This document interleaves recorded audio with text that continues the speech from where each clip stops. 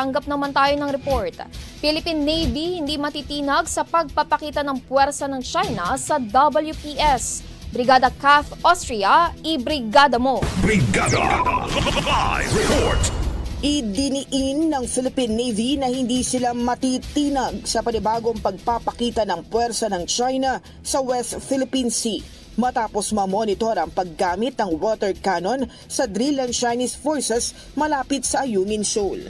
Ayon kay Navy spokesperson for the West Philippine Sea, Rear Admiral Roy Vincent Trinidad, malinaw na ito isang form of intimidation na dati nang ginagawa ng China. Itinuring naman ng Philippine Navy bilang escalation ang biglaang pagdami at pagkakaroon ng heavy cruiser weapons ng ilang water assets ng Chinese forces. Nang tanungin kung may posibilidad na subukan ng China na i-board ang BRP Sierra Madre, tumanggi ang opisyal na mag-speculate pero kanyang pagtitiyak na in place ang mga contingency measures kung kakailanganin.